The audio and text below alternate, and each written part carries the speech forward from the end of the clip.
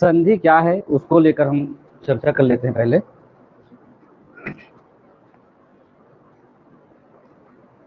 नाम से आप लोगों को स्पष्ट हो गया, संधि का मतलब आप लोगों को क्या करना है, जोड़ना होता है। संधि का मतलब ज्वाइंट या जोड़ना।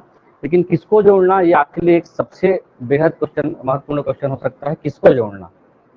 तो जब भी संधि कहा जाएगा, जोड़ने कहा जाएगा, तो आपको ध्यान रखना है कि हमारे पास जितने भी वर्णों की व्यवस्था है, वर्ण कितने हैं, वर्ण कितने होंगे हमारे पास, 52। इस 52 वर्णों को हम कैसे जोड़ते हैं, उसको लेकर के ये पूरा संधि का पूरा खेल है ये। और जैसा आप लोगों ने सिस्टमेटिक ढंग से वर्णों को समझा है, मैथ्स को समझा है ना, मैथ्स ही है ये, कैसे ये गणित की तरीके से काम करता है, कैसे वैज्ञानिक पद्धति से काम करते हैं, इसको समझने का प्रयास करते हैं।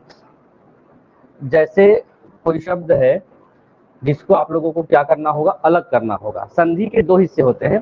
संधि का करना मतलब होता है दो वर्णों को जोड़ना, और संधि विच्छेद का एक पर्याय है, दो जो शब्द है उसको इस तरीके से विच्छेद करना कि दोनों एक सार्थक शब्द बने, है ना। सार्थक शब्द बनने का मतलब है कि एक मूल शब्द होगा और दूसरा हो सकता है उपसर्ग हो या प्रत्यय हो, ये लग करके क्या करता है, ज्वाइन करता है। लेकिन ध्यान रखेंगे वर्ण ही आकर मिलते हैं, वर्णों के मेल को संधि कहते हैं। डेफिनेशन होता है, परिभाषा इसकी होती है। जब भी आपको कहा जाए संधि क्या है, तो परिभाषा क्या लिखेंगे, दो वर्णों के मेल को ज्वाइंट या संधि कहते हैं। हिंदी में ये इसका महत्वपूर्ण परिभाषा, और सबसे महत्वपूर्ण परिभाषा ये है कि ये जो दो वर्णों का मेल जो कहा जा रहा है, ये पूरा का पूरा आपको संधि को समझाएगा। अब दो वर्णों को लेकर कैसे, एक एग्जांपल आप बताइए कि शब्द भी हो और उसको तोड़े तो दो वर्णों का मेल भी हो, बताइए कोई भी शब्द बताइए संधि का। जैसे आपने कहा विद्यालय, ये बताइए, ये विद्यालय एक ऐसा शब्द है, शब्द ही है ना, शब्द है, इसको हम क्या करते हैं, अगर तोड़ना होगा, हमने जस्ट इसके पहले क्लास में हमने देखा है वर्णों का विच्छेद, है ना, वर्ण विच्छेद देखा। और वर्ण विच्छेद में ये देखा हम लोगों ने कि कैसे हर वर्ण टूट करके अपने में क्या होता है, अलग अलग होता है। तो यहाँ पर देखिए दो शब्द लिखा हुआ है, आपको अगर कहा जाए तो बचपन से पढ़े हैं आप लोग, फट से बोल देंगे, क्या बोल देंगे, विद्या और आलय, ठीक, यही तो हम लोग बोलेंगे। लेकिन ये जो टूटा हुआ चीज है, कैसे विद्या और आलय जुड़ा हुआ है, ये जो है संधि हुआ वाला शब्द है, और ये संधि विच्छेद वाला शब्द है। दोनों में अंतर यही है। वर्णों का मेल या वर्णों को तोड़ना या वर्णों का विच्छेद कैसे होगा, वर्ण विच्छेद आपने सीखा है, जिसमें हम लोगों ने क्या किया, इसको अगर तोड़ा जाए, इसको आपको तोड़ने बोला जाए, विद्यालय के हर अक्षर को लिखिए, हर वर्ण को लिखिए, तो पहला क्या आएगा, विद्यालय को पूरा टुकड़े टुकड़े में तोड़ना है, वर्णों में तोड़ना है। सबसे पहला जो वर्ण आएगा क्या आएगा, व आएगा। चलिए ठीक है, व प्लस छोटे ई अर्थात ये, प्लस, हाँ वो कुछ बोल रहे, इसको हमने जनरली रूप से ऐसा लिख देते हैं हम लोग। विद्या का मतलब आप लोगों ने कई जगह पर ऐसा भी लिखा हुआ देखा होगा, ठीक है। जब ये इस रूप में होगा तो ये द किस रूप में है, ये आधा ही है, ये अपने में पूरा है। तो जब इसको कभी कभी आप लोगों ने देखा, इसको हम लोग ऐसा लिख दिए, लेकिन ये सही है क्या, ऐसा तो नहीं लिखा जाता। ये घ है, सामान्य रूप से देखा जाए इसका जो लिखन होगा ये द हो करके ऐसा लिखा जाता है, ठीक। ये जो अक्षर है ये द है, द में क्या लगा हुआ है, ये लगा हुआ, ऐसा लिखा जाता है। ये आपके फंड में भी मिलेगा जो कंप्यूटर फंड में है। तो मुख्य रूप से ये है, आधा द है तो यहाँ पर क्या आ जाएगा, द के बाद य, द अपने में क्या है, आधा है। उसके बाद क्या होगा, किसकी मात्रा है, फिर क्या है, ल है, ल वर्ण, फिर क्या होगा, अवर्ण, फिर होगा या प्लस आ। ये पूरा का पूरा विद्यालय का क्या हो गया, वर्ण विच्छेद हो गया। हमने क्या देखा, जब आपको बोला जाता है विद्या और आलय को संधि करिए, जोड़िए, तो हम हमेशा क्या ध्यान रखेंगे, जब भी आपके पास मूल शब्द हो, ये मूल शब्द हो गया, और इसको क्या बोल सकते हैं, साथ में हो सकता है ये प्रत्यय शब्द हो सकता है, आलय प्रत्यय लगाया हुआ है।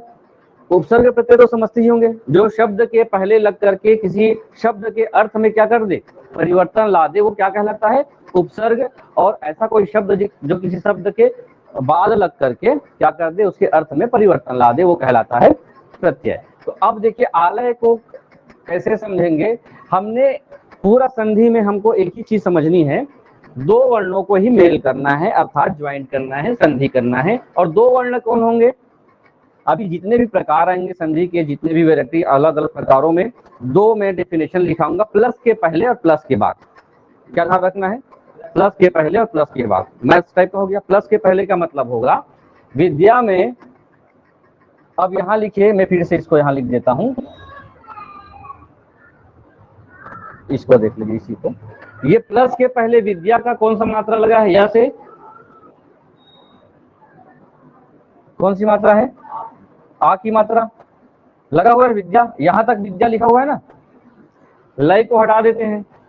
जब हमने विद्या के साथ किसकी संधि की, आलय का, तो विद्या का जो प्लस के पहले जो होगा, ये अपने में इसमें शब्द का अंतिम शब्द, अंतिम वर्ण, ये अपना अंतिम वर्ण है आ। विद्या का अंतिम वर्ण क्या है, आ। और मैं इसको लय को हटा देता हूं ताकि आप लोगों को विद्यालय में आलय को कैसे जोड़ा जा रहा है इसको देखिए। और ये आलय को हमने फिर से लिखा, इसको रेड में कर देता हूं, आलय, मैंने तोड़ा नहीं है ना, ऐसे लिख दिया है। और प्लस के जस्ट पहले कौन सा वर्ण हो गया, प्रथम वर्ण। तो मूल शब्द का अंतिम वर्ण, अर्थात यही बोल सकते हैं, जब हम संधि करेंगे तो दो वर्णों को जोड़ा जा रहा है, दो शब्दों को जोड़ा जा रहा है, तो प्लस के पहले का अंतिम वर्ण और प्लस के बाद का प्रथम वर्ण, ये दोनों ही मिलकर के क्या करेंगे, संधि करते हैं। ये दोनों ही क्या करेंगे, संधि करेंगे। और संधि करेंगे तो ही आपका क्या हो जाएगा, एक रूल्स है, जितने भी आपको संधि के प्रकार मिलेंगे उसमें नियम कहते हैं, जब भी अगर हमको दोनों वर्ण प्लस के पहले आ मिल गया और प्लस के बाद आ मिल गया, दोनों सेम है, सिमिलर उच्चारण वाले हैं, तो दोनों को दो बार ना लिख करके कितनी बार लिखा जाएगा, एक बार लिखा जाएगा, और वो भी बड़ा लिखा जाएगा, दीर्घ लिखा जाएगा, दीर्घ मतलब बड़ा होगा। तो जब आप इसको संधि करेंगे तो उच्चारण के समय ये दोनों, इस दोनों को हम लोग किस रूप में लिखेंगे, दीर्घ के रूप में, या फिर इस रूप में। इसका यह मतलब होता है, जब कोई आ के साथ आ जुड़ता है तो दोनों को डबल रिपीट करने की आवश्यकता नहीं होती, क्या लिखेंगे हम लोग, आ लिखेंगे। अब उसके बाद इसको जोड़ करके हमने इसको बनाना है।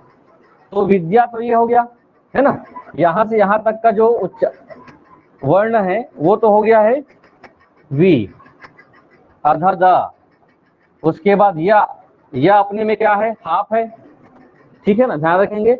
और इस दोनों को मिलाकर हमने किसकी मात्रा बनाई है, आ की मात्रा। इस या में किसकी मात्रा लगाएंगे, आ की मात्रा।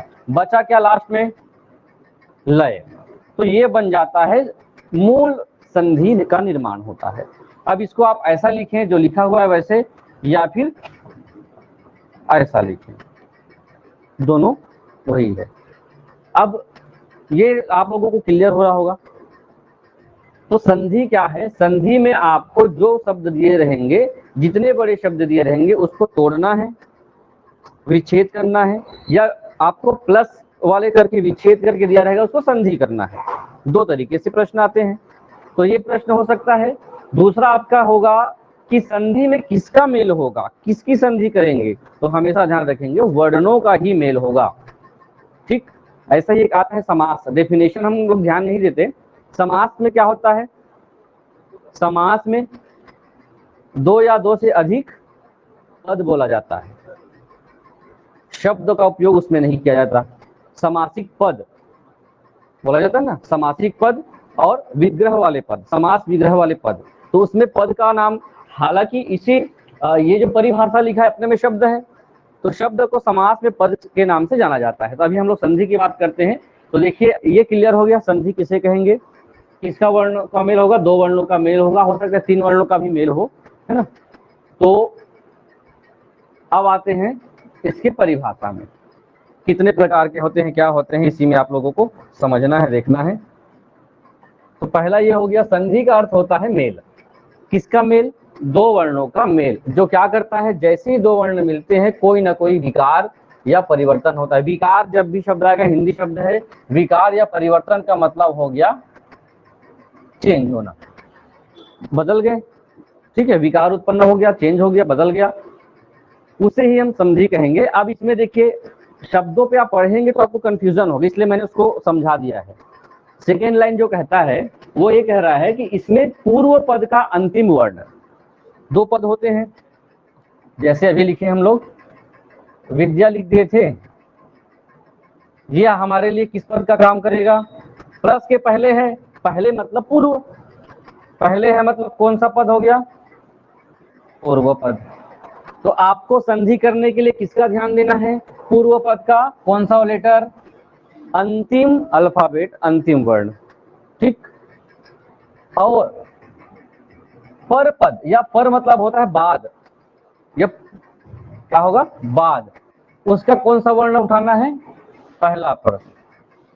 जैसे ये दो पद हो गए, पहला पद हो गया कौन सा, पूर्व पद, प्लस के पहले है तो पूर्व पद, प्लस के बाद है तो बाद का पद, बाद का पद बोल दो, आपके लिए आसानी होगी। दोनों को मेल से जो नया शब्द बनेगा, नया शब्द बना, इसे ही हम लोग बोलेंगे संधि शब्द या संधि वाले पद।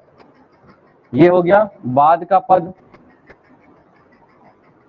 या पर पद।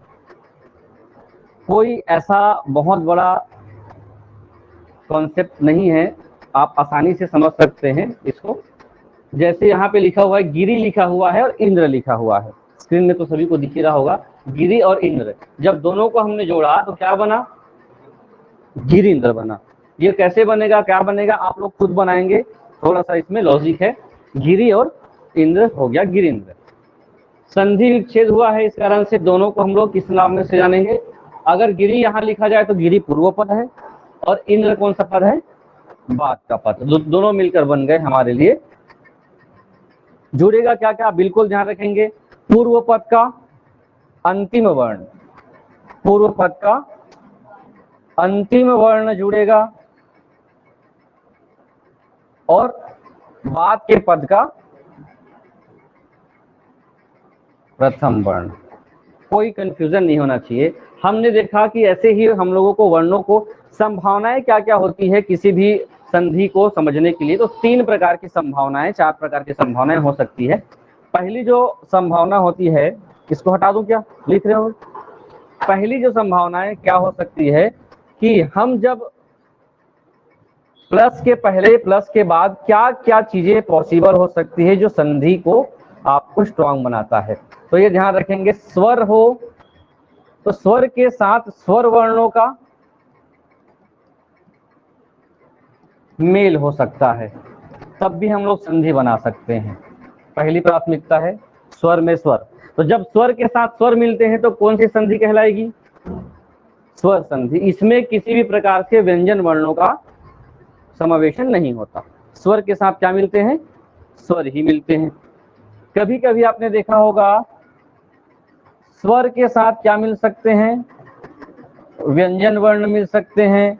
व्यंजन के साथ किसकी संधि हो सकती है, स्वर की संधि हो सकती है। फिर उसके बाद व्यंजन प्लस विसर्ग का भी हो सकता है, विसर्ग के साथ व्यंजन या स्वर का भी। बहुत सारी संभावनाएं होती हैं और सबको अलग अलग प्रकार से शामिल किया गया है। और ये जो संभावनाएं हैं उस हिसाब से संधि को तीन भागों में या तीन भेद किया गया है। कितने भेद हैं संधि के? 3 भेद। नाम है, स्वरों का मेल होगा तो स्वर संधि, व्यंजन है तो व्यंजन संधि, विसर्ग है तो विसर्ग संधि। आपने वर्णमाला में 3 ही चीज पढ़ा है, स्वर पढ़े, स्वर के बाद क्या पढ़े आप लोग? व्यंजन, व्यंजन के बाद क्या पढ़े? अयोगवाह, जो स्वर और व्यंजन के मिक्स या बीच में होता है। तो अयोगवाह की भूमिका कौन निभा रहा है? विसर्ग। विसर्ग का जो साइन होता है वो कैसे होता है? इस प्रकार से होता है। अनुस्वार की भूमिका व्यंजन के कुछ हिस्सों में आपको देखने मिलेगा। ठीक, आगे बढ़ते हैं। पहला जो प्रकार है, पहला टाइप है वो स्वर संधि।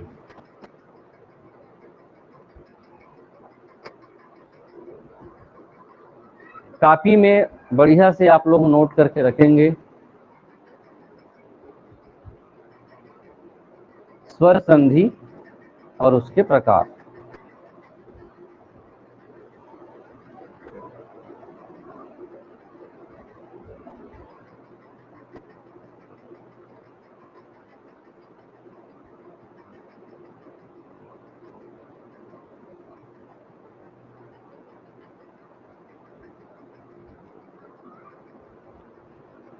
आपको अब ध्यान क्या देना है, जब स्वर संधि कहा जाएगा, स्वर संधि बोला जाएगा तो स्वरों की संख्या कितनी? इसलिए क्योंकि सिलेबस में इसके बाद संज्ञा है, लेकिन संज्ञा से पहले आपको क्या पढ़ना पड़ेगा? वर्णमाला के हिसाब से संधि। स्वर कितने हैं पहले बताएंगे? 11 स्वर हैं। कहां से शुरू होता है स्वर का? अ, आ, ई। उसके बाद उ, ओरी, ए,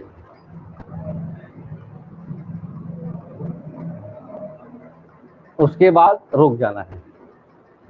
ठीक, 11 जो स्वर हैं वो आपको इतने सारे भेद या प्रकारों को मिक्स करके आपको समझाया गया है।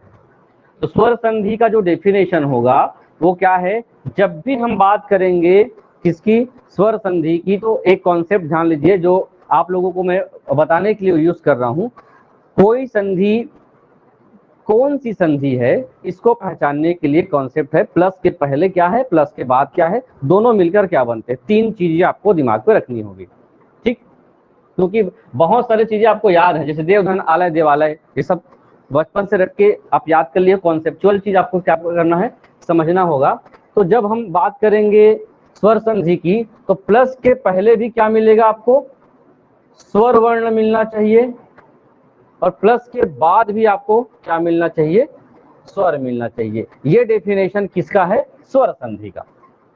हम पांचों में अभी नहीं पहुंचे है ना। तो जितने भी 5 आप संधि के प्रकार अभी पढ़ेंगे, पांचों में प्लस के पहले कोई ना कोई स्वर होना चाहिए, प्लस के बाद कोई ना कोई स्वर होना चाहिए। तो क्या बनेगा? ये बराबर स्वर संधि ही बनेगा।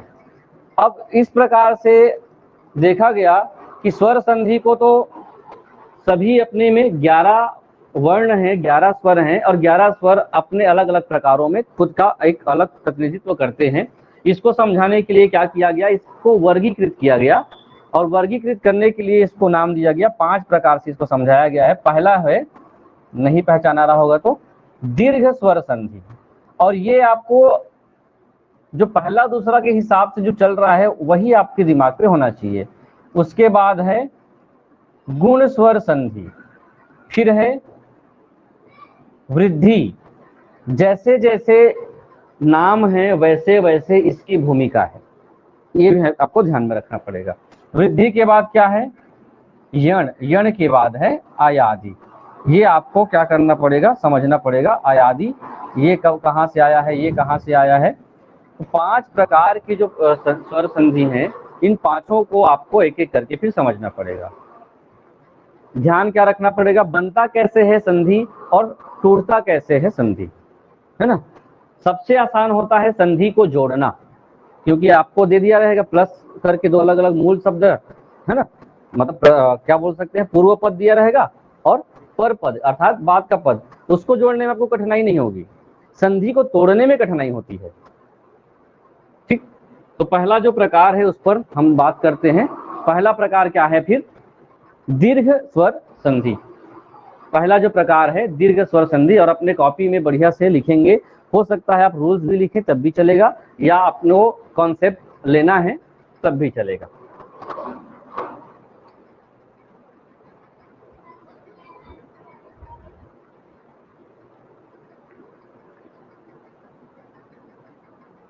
दीर्घ का मतलब होता है बड़ा।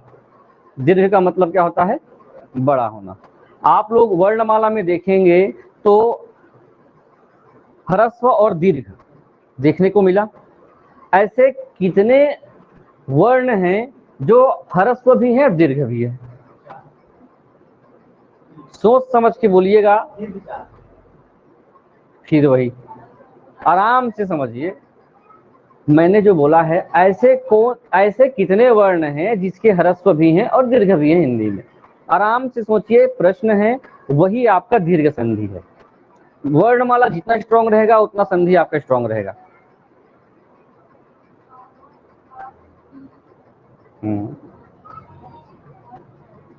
मूल स्वर कितने हैं?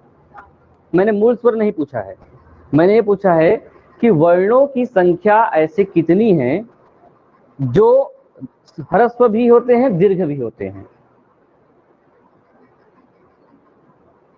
आ ह्रस्व भी है दीर्घ भी है, ई ह्रस्व भी है दीर्घ भी है, और उ ह्रस्व भी है दीर्घ भी है।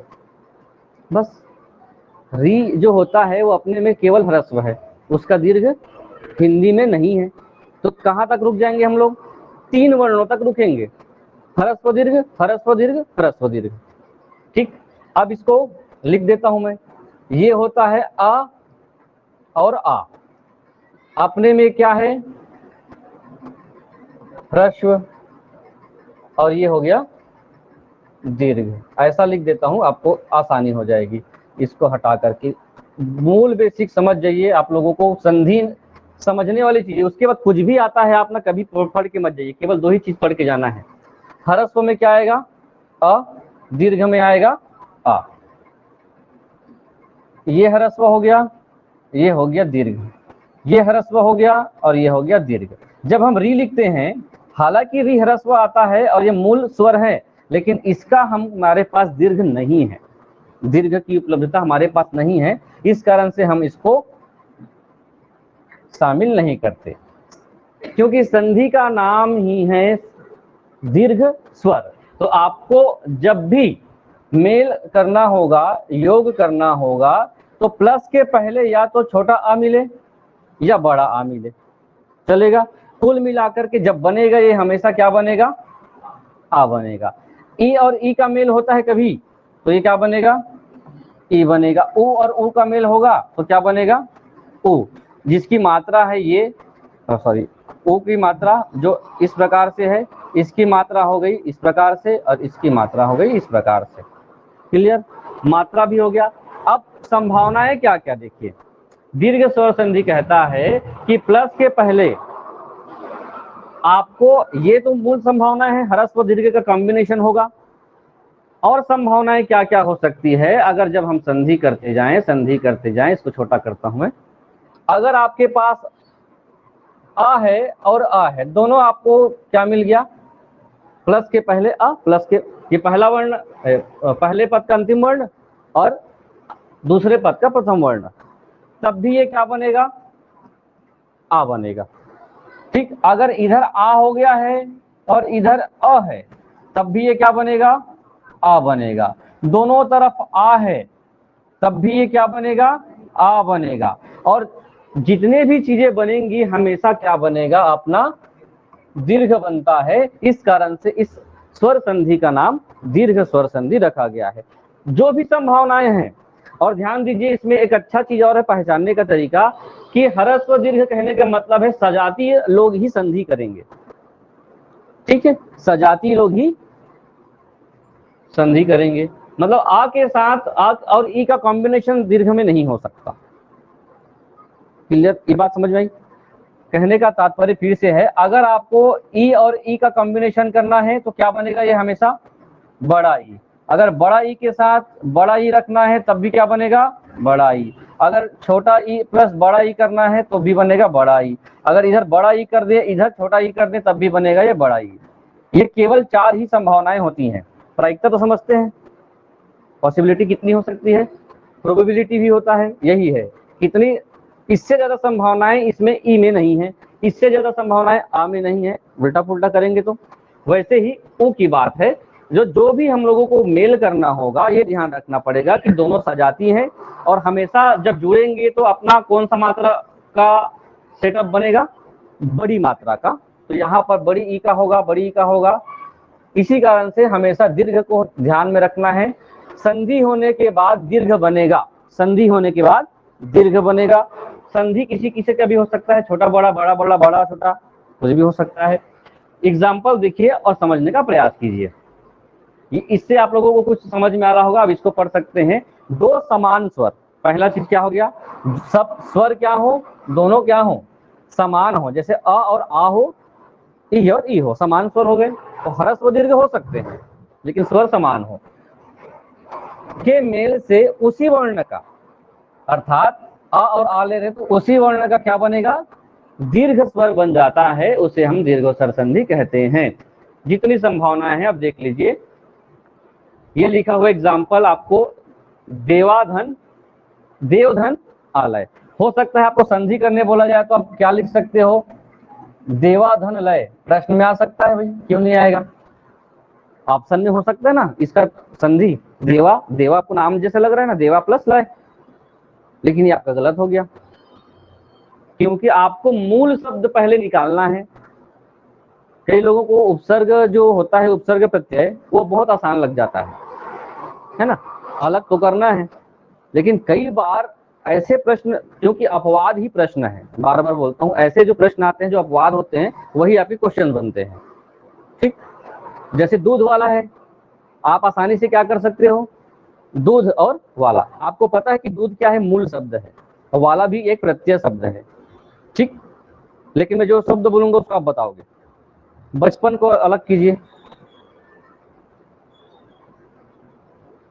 बच और पन नहीं होता है, क्या होगा फिर, बच्चा प्लस पन होता है, वो होता है बचपन।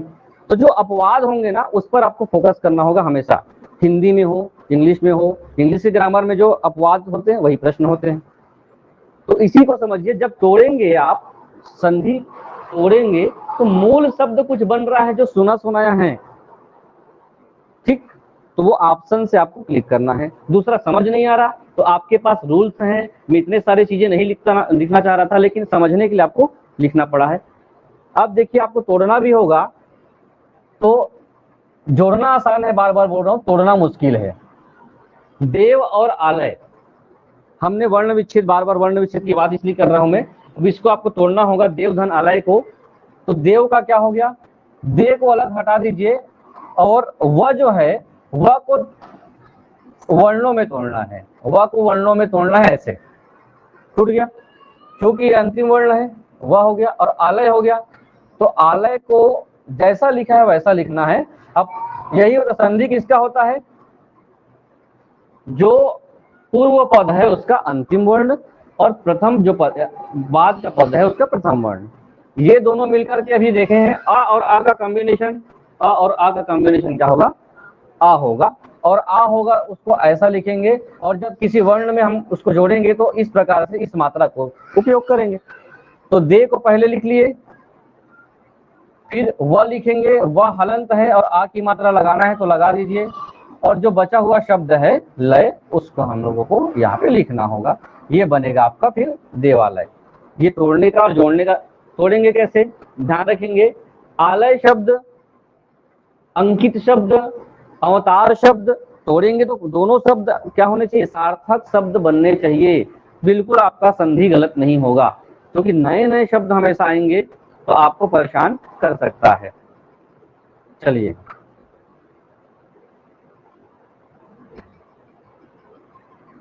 नीचे में कुछ लिखा हुआ शब्द है, उसको आप लोगों को क्या करना है, अलग करना है। परमार्थ,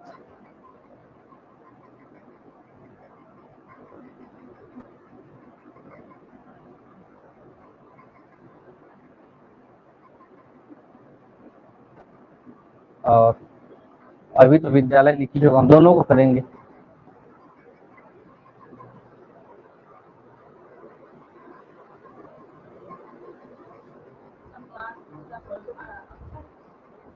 नहीं, संधि विच्छेद करना है। मधुत्सव लिखा हुआ है, तो ये हो गया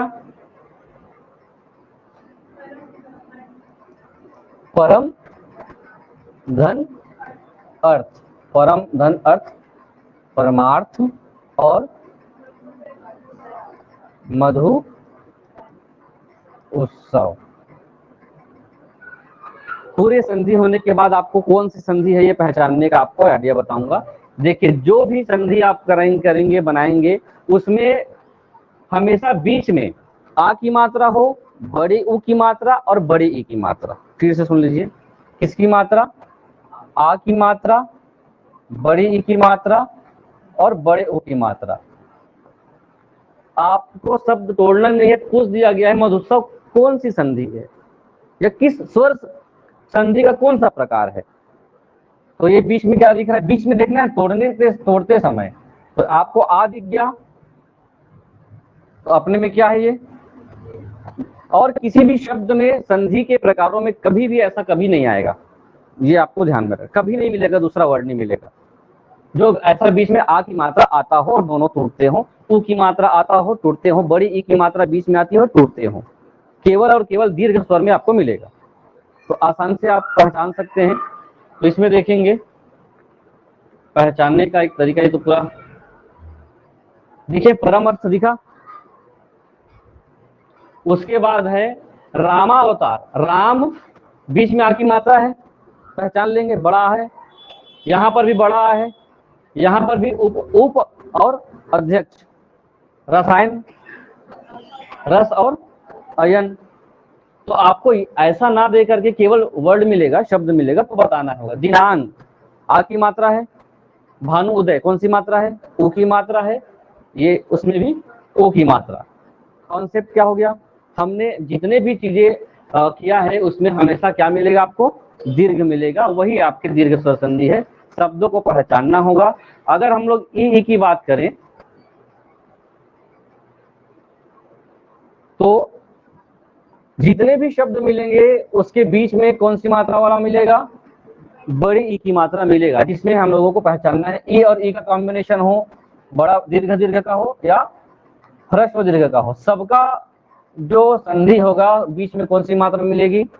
बड़ी की मात्रा। नदी और ईश, नदीश होगा। कपि धन ईश, कपिस होगा। दीर्घ बन रहा है अपने में। जब भी हम लोगों को तोड़ना होगा आराम से बना सकते हैं। अब आपसे पूछा जाए कि गिरीश क्या है? गिरीश कौन सा स्वर संधि का प्रकार है? तो दीर्घ है, बड़ा ही है। हरीश, सतीश, मुनीश, ठीक है, ये ई का कॉम्बिनेशन है और वो किसका कॉम्बिनेशन था? आ का या ऊ का है। ये तीसरा प्रकार जो होता है ऊ का कॉम्बिनेशन के हिसाब से, ऊ का देखिए, ऊ में होगा बड़ा ऊ, जैसे वधु धन उत्सव, क्या हो गया? वधुत्सव। लघु धन उर्मी, लघुर्मी। बीच में जो वर्ड के बीच में, शब्द के बीच में जो मात्रा होगी, ये देखिए, ये आपके नोट्स में होना चाहिए।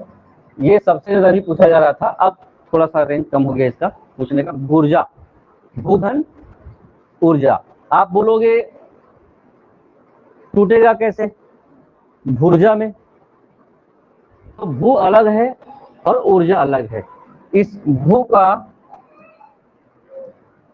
और इस ऊर्जा का, इसका ऊ है और इसका ऊ है, अर्थात बड़ा ऊ और छोटा ऊ। हमेशा क्या बनेगा?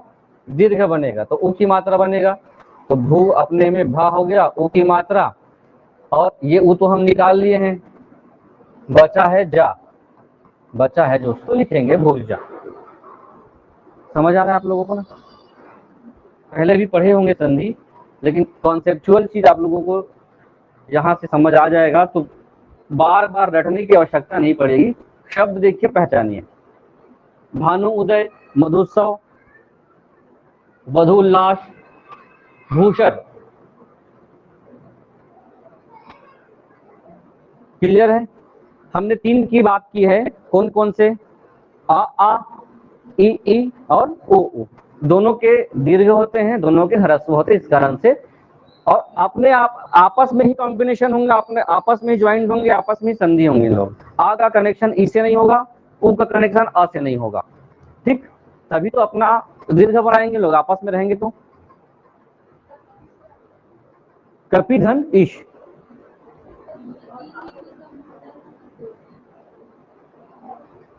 ई में कपिश में कोई कंफ्यूजन नहीं होना चाहिए।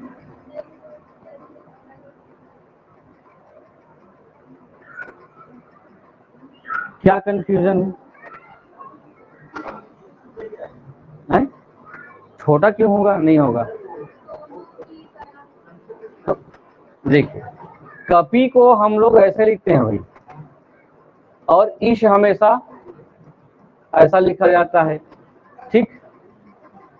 इसका हम लोग तोड़े, का और प में कौन सी मात्रा हो गई? छोटा ई। और इसका कौन सा हो गया?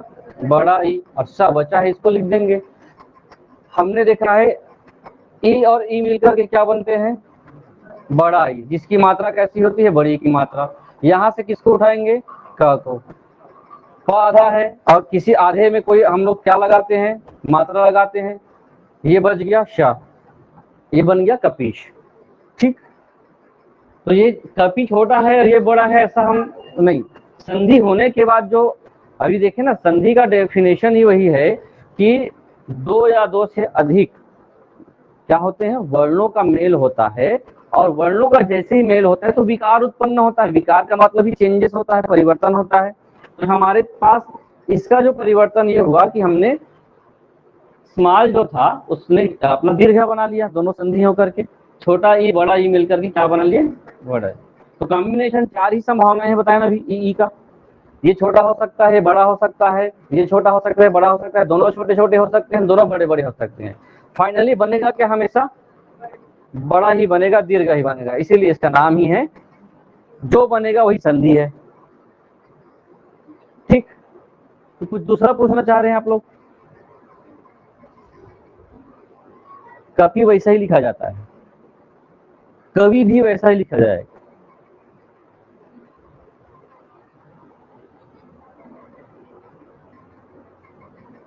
अगला देखते हैं,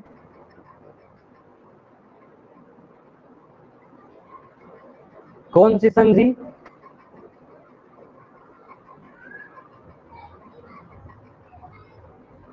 गुण संधि, यहां से है। 11 वर्णों का सीक्वेंस क्रम आपको याद होना चाहिए, तभी जाकर के आपके स्वर संधि बनेंगे। अभी हमने बताया है कौन कौन से हो गए थे। आ, उसके बाद क्या हो गया है? इसको हटा देता हूं मैं। आ के बाद ई, ई, उ, ऊ, री, ए, ओ और औ, ठीक। ये आपके 11 स्वर हैं। ट्रिक या कॉन्सेप्ट क्या है गुण में? आपको जब भी इसमें क्या करना पड़ेगा? संधि करना पड़ेगा, तो प्लस के पहले या फिर प्रथम जो शब्द है उसका अंतिम वर्ण हमेशा क्या होगा? ये जो पहला जो आ है वो होगा, ठीक। इसका कनेक्शन अगर किससे हो गया? ई या ई से। किससे हो गया? ई या ई से। तो देखिए, ये दोनों किससे जुड़ेंगे? अपने जस्ट बाद वालों से। जस्ट बाद वालों से जुड़ेंगे तो ये क्या बनाएंगे? ये बनाएंगे। क्या बनेगा? ये बनेगा। इसलिए सभी जगह ये आपको लिख के रखना होगा। पूरा मैथ्स है ये, और वैज्ञानिक पद्धति से पूरा ग्रामर बना हुआ है। गुण क्या कहता है कि प्लस के पहले हमेशा हमेशा और हमेशा आ और आ रहेगा। प्लस के बाद आपको या तो ई मिल सकता है या बड़ा ई मिल सकता है, ठीक। क्या मिल सकता है? ई मिल सकता है या फिर बड़ा ई। ये दोनों मिले तो हमेशा किसी भी वर्ण में किसकी मात्रा लगाएंगे आप लोग? एक ही मात्रा लगाएंगे, सिंगल डंडी एक ही मात्रा कहलाती है। दूसरा कॉम्बिनेशन ये होगा, प्लस के पहले आ और आ ही रहेगा। अभी हमने इसको लिखा ना, अगर ये हो जाए, क्या हो जाए, उ या उ, तो ये बन जाता है, ये वाला बन जाएगा ओ। क्या बन जाएगा, ओ। ओ को ऐसा लिखा जाता है। मात्राओं का कॉन्सेप्ट तो आपके पास तो होना ही चाहिए कि किस मात्रा को हम लोग किस रूप में लिखते हैं। तो जब भी आपको, अब फिर से कॉन्सेप्ट क्या है, तोड़ेंगे कैसे, जैसे लिखा हुआ है ये महेंद्र, क्या लिखा हुआ है, महाधन इंद्र, महाधन इंद्र लिखा हुआ है। अब इसको हम लोग क्या करते हैं, संधि करते हैं। फिर देखिए, ये आपका सूत्र समझ सकते हो आप। और तीसरा जो कॉन्सेप्ट होता है, आ रहे और आ रहे प्लस एक बच गया ना, री, तो जब री आ जाए तो ये हो जाता है अर। क्या हो जाता है, अर। ठीक आएगा, देखेंगे। संधि में गुण स्वर संधि कहता है प्लस के पहले क्या होना चाहिए, आ और आ। अगर प्लस के पहले आ है, ये भी संभावना है, 4 हो सकते हैं, 6 हो सकते हैं संभावनाएं। या प्रैक्टिस कैसी है, इसका कॉम्बिनेशन इसके साथ हो सकता है, समझिए इसको, इसका कॉम्बिनेशन इसके साथ हो सकता है, इसका इसके साथ, इसका इसके साथ। कितने संभावनाएं बनेंगी, 4 संभावनाएं बनेंगी। पहला संभावना देख लेते हैं, आपको बताना है किसका किसका मेल होगा, क्या बनता है। हमने देखा है संधि हमेशा इसका अंतिम वर्ण होगा, इसका प्रथम वर्ण होगा। क्लियर है, देखेंगे। माँ को अलग कर लेते हैं, जो ह है उसको तोड़ेंगे तो ह प्लस आ की मात्रा। ठीक, अब ये प्लस है, ई, ये हमेशा देखिए इसको सेम लिखेंगे, कोई दिक्कत नहीं है। प्लस के बाद वाले को जैसा है वैसा ही उतार सकते हैं, क्योंकि स्वर में पहला स्वर ही होता है, ई, आधा, न और द्रा। अब हमने क्या देखा, गुण स्वर संधि कहा कहता है प्लस के पहले अगर क्या हो, आ हो, और प्लस के बाद ई हो, तो ये कॉम्बिनेशन हो रहा है आ और इस ई का।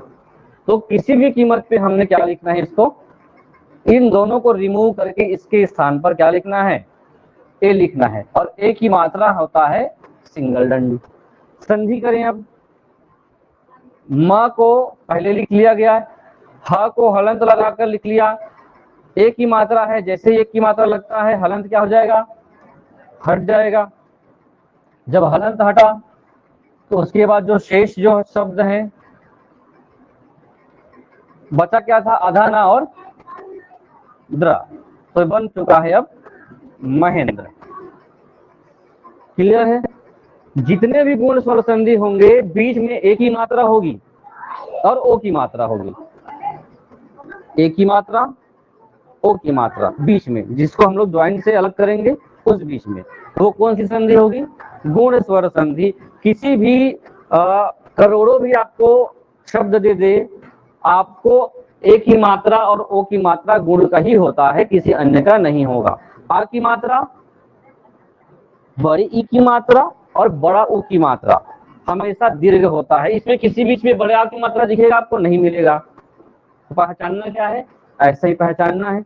जब पहचान ली तो तोड़ना आसान है, तोड़ना आसान है। कैसे, इस रूप में तोड़ेंगे आप। अब सभी शब्दों को देखिए, राजेश लिखा हुआ है तो क्या होगा, बता रहा हूं बार बार, आपको इसको जोड़ना आसान है लेकिन इसको तोड़ना मुश्किल है। राजा हो सकता है, राज और ईश भी हो सकता है, और राजा धन ईश भी हो सकता है। दोनों संभावनाएं हैं, क्योंकि दोनों शब्द क्या है, राज भी क्या है, मूल शब्द है। भारत और इंद्र क्या हो गया, भारतेंद्र। मत्स्य इंद्र, मत्स्य इंद्र, सब में एक ही मात्रा दिख रही होगी। राजा इंद्र हो गया, राजा इंद्र क्या हो गया, राजेंद्र।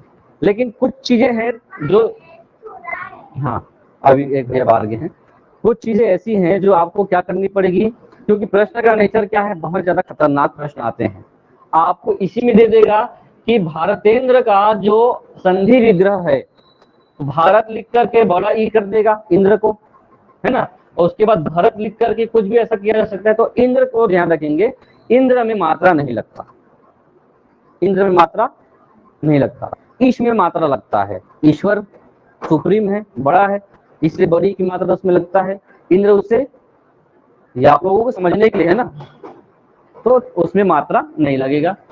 अब देखिए ओ का कॉम्बिनेशन क्या है, ओ किस रूप में देखेंगे हम लोग, जब भी आपको क्या मिलेगा, आ का कॉम्बिनेशन किसके साथ, आ का कॉम्बिनेशन आ या आ का प्लस के पहले आ हो, प्लस के बाद क्या हो, या तो ऊ हो या बड़ा ऊ हो, ये हमेशा क्या बनेंगे, ओ बनेंगे। क्लियर।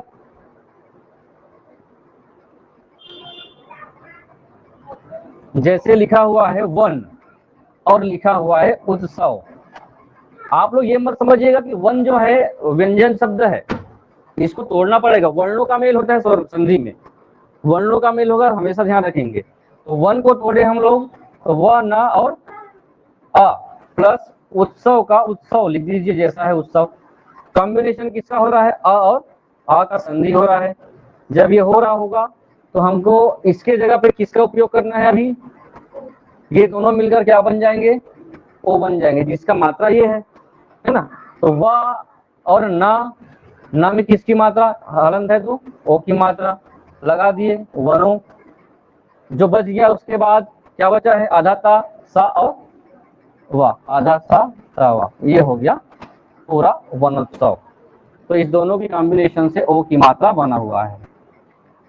नीलोत्पल, जितने भी ओ की मात्रा होंगे बीच में, जितने भी बीच में किसकी मात्रा होंगे, ओ की मात्रा होगा और ए की मात्रा होगा। ये कौन सी स्वर संधि है, गुण स्वर संधि है। किसकी मात्रा, ओ की मात्रा और ओ की मात्रा और ए की मात्रा और ए की मात्रा, गुण स्वर संधि। तो आपको ट्रिक क्या लिखना है समझने के लिए, ये चीजें आपकी काम आ सकती है नोट्स में,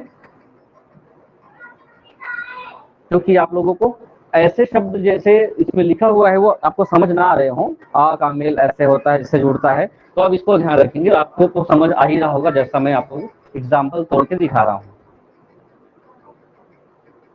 क्लियर है। अभी इसी का आप लोगों को प्रश्न पूछूंगा मैं। हाँ, जो तीसरा जो कॉम्बिनेशन है किसके मामले में, ऋषि के री के मामले में, तो प्लस के पहले क्या मिलेगा आपको, ऐसा वर्ण जिसका ऐसा शब्द जिसका अंतिम वर्ण आ या आ हो, प्लस जो दूसरा पद है उसका प्रथम वर्ण क्या हो, री हो, ऋषि का री जो कहते हैं, ये बनेगा, कोई मात्रा नहीं बनेगा, क्या बनेगा, अर, जो किस में लगता है, आप लोगों ने देखा होगा ऐसा रारेब जो बोलते हैं ना, उसका प्रादुर्भाव इसी से हुआ है, गुण स्वर संधि से। और क्या बनेगा, जैसे यहां पर लिखा हुआ है महा और ऋषि, ठीक, महा और ऋषि, इसका हम लोग निकाले तो कौन सी मात्रा लगा हुआ है इसमें, आ की मात्रा, इसमें लगा हुआ है ऋषि का री। अभी क्या समझ रहे हैं, दोनों को मिलकर के क्या बनेगा, अर। और यहाँ पर जो ऐसी मात्रा होती है इसका क्या है, सिंबल है, ये जो है ऋषि। ऋषि के री के तीन तरीके से उपयोग, दो तरीके से उपयोग होता है, आप लोगों ने देखा होगा, जैसे कृषक लिखा जाता है तो इसमें भी क्या लगा हुआ है, री, ठीक है। और ये जो अभी लगाया जा रहा है उसमें भी क्या है, री का कॉम्बिनेशन बना हुआ है। और इसको शुद्ध री का उच्चारण करते हैं, इसको क्रू पढ़ा जाता है, क्रू, क्रू क्या पढ़ा जाता है, क्रूसक, क्या बोला जाएगा इसको, क्रूसक बोला जाता है, कृषक नहीं बोलते हैं, ठीक है। कृति, कृति, कृति, ऐसे ये जो ऐसा लिख देंगे आप, की अरति, कीर्ति, की अरति, है ना, अर का उपयोग होगा यहाँ पे, तो अर का उच्चारण होगा कीर्ति, और इसको आप लोग उच्चारण करेंगे कृति, कृति, सबका अलग अलग मतलब है। और ये हो गया ऐसा वाला, ये भी र का प्रकार है, है ना। जैसे लिख दिया गया प्रसन्न, तो यहाँ पर भी जो र का उपयोग हुआ है इसका उच्चारण फिर अलग होगा। चलिए र के बारे में आएगा तो उसके बारे में बताएंगे। ये क्लियर है मात्रा को, क्या बन गया ये, अर लगेगा तो म लिखा जाएगा, हा है, ठीक, हा हो गया, और क्या बना है, अर बना है, तो ये हो गया नहर सी तो लिखा ही जाएगा ना, हा और सी में ही ये मात्रा लगेगा। देखिए इसी कारण से आप लोगों को बोला जाता है जो लिखा हुआ है लगा किसमें है, श में लगा हुआ, ऐसा बिल्कुल नहीं, स में नहीं लगा है, ये लगा किसमें है, ये देखा जाए तो ह में लगा। इसी कारण से जब बोलेंगे तो ह के बाद ही अर बोलेंगे, ह के बाद ही हम लोग क्या उच्चारण करेंगे, अर का उच्चारण करेंगे। म ह र, म ह र शी, महर्षि, महर्षि, ठीक।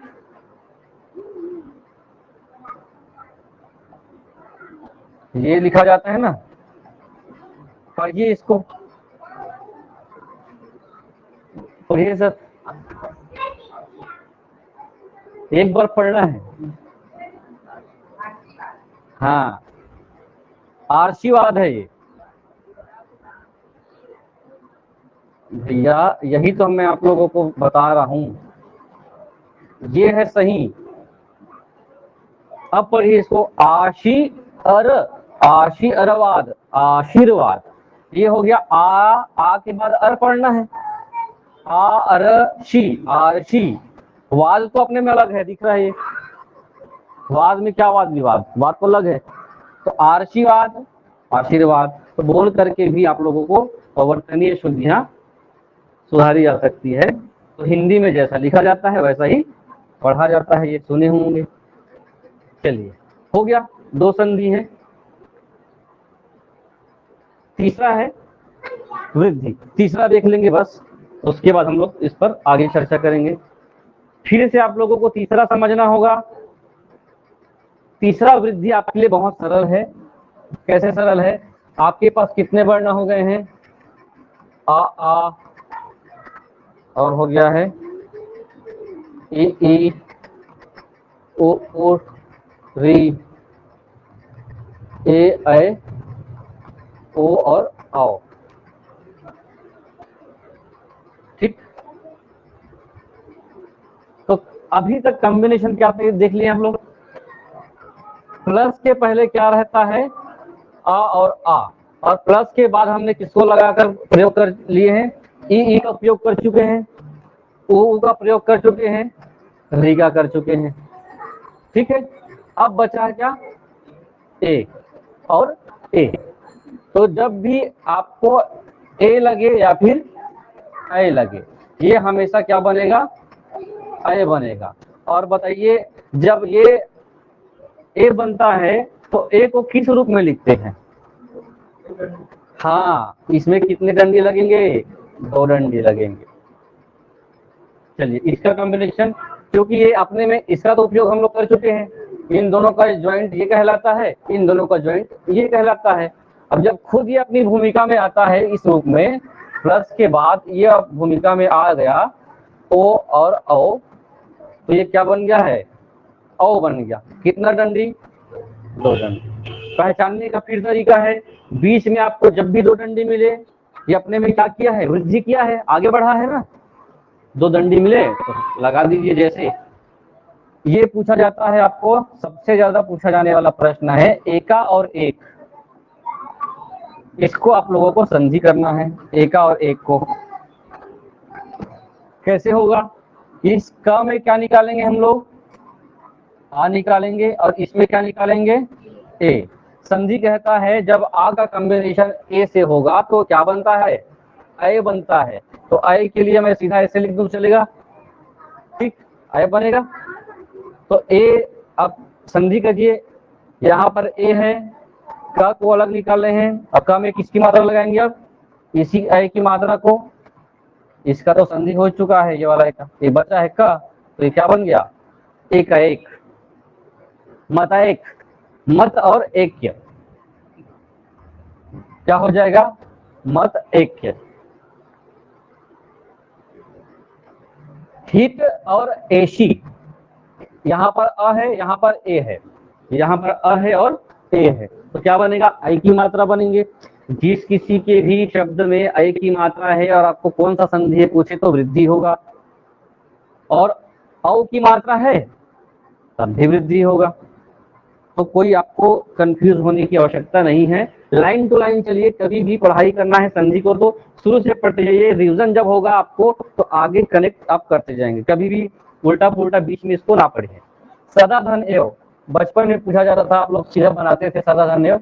अब आपको ऐसा पूछ दे कॉम्बिनेशन कैसे ज्वाइन करते हैं, तो इसका आ और इसका ए बना है क्या, ए। स को निकाल दीजिए, इसका दा आधा है और ये वाह बच गया, क्या बन गया, सदैव। महेश्वर महाधन ऐश्वर्य। ओ का कॉम्बिनेशन भी वही कहता है, जब हम क्या करते हैं ओ लगाते हैं और ओ किस रूप में लगाते हैं, इसको भी ध्यान रखेंगे।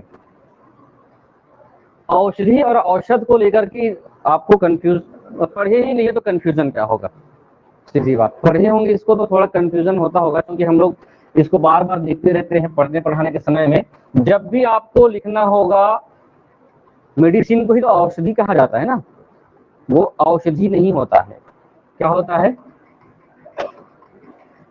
औषधि। लेकिन जब आपको औषध लिखना होगा तो ये होता है औषध। दोनों में यही एक अंतर है। जब आप क्या करेंगे, संधि करेंगे, तो आपको लिखा है महा और औषध, तो हमेशा ऐ की मात्रा, सॉरी औ की मात्रा लगेगी ही। सभी में औ की मात्रा लगेगा, सभी में औ की मात्रा लगेगा। ध्यान रखेंगे ज्वाइंट किसका किसके साथ हो रहा है, ओ या औ के साथ ज्वाइंट हो। प्लस के पहले हमेशा क्या मिलेगा आपको, अ और आ ही मिलेगा, इसके अलावा कोई दूसरा वर्ण आपको ना मिलेगा। तब देख, यही इसका फंडा है भाई। तो कितने स्वर संधि हो गए, 3। पहला क्या हो गया, दीर्घ, दीर्घ स्वर। स्वरों के प्रकार हैं ये। स्वर में पहला क्या हो गया, दीर्घ। दूसरा हो गया गुण, और इसी गुण में हम लोग क्या करते हैं, आगे वृद्धि करते हैं। इसमें क्या हो गया, हमेशा बीच में जो होगा किसकी मात्रा देखने को मिलेगा, आ की मात्रा, या फिर हम लोगों को बड़ी ई और बड़ा ओ मिलेगा, जो अपने में क्या है, ये दीर्घ है। गुण में क्या मिलेगा, या तो ए की मात्रा या तो ओ की मात्रा, इसके अलावा कोई दूसरा गुण में होता नहीं है। वृद्धि में इसी में एक एक डंडे बढ़ाएंगे, वही वृद्धि करना है, इसी का तो यही मतलब है ना। ठीक है, ये हो गया ऐ, ये हो गया ओ। गुण में एक लास्ट, वो अर्थ तो आप लोगों को आसानी से पहचान जा सकता है, क्योंकि उसमें जो क्या होगा ऐसे और अरे लगेगा। तो 3 प्रकार हो गए, तीनों को आपको ध्यान रखना है और अच्छे से इसको समझना है। कल हम लोग 2 बचे हुए हैं, उसके बाद आगे इसको देखेंगे, तभी आप लोगों का एग्जाम है। टेस्ट पेपर आप लोगों को दिया जा रहा है, उसका पेज में बना करके आंसर 1 2 3 4 ABCD लिख करके 7:15 में क्या करना होगा, सबमिट करना होगा, जहां तक बन जाए, और उत्तर हो सकता है तो इसमें चर्चा कर लेंगे। ठीक, अभी ऑफ करता हूँ, कैमरा, क्वेश्चन भेजता हूँ। बहुत सरल है पेपर। और हाँ, आज का एग्जाम किसके हिसाब से है, माइनस मार्किंग। सही उत्तर पर कितने अंक मिलेंगे, 1 अंक मिलेंगे। अगर उत्तर गलत हो गया तो प्रत्येक गलत उत्तर पर 1/4 अंक माइनस हो जाएगा। और कैसे कैलकुलेशन करना है एग्जाम के बाद बताऊंगा। ठीक, तो चलिए रेडी हो जाएंगे।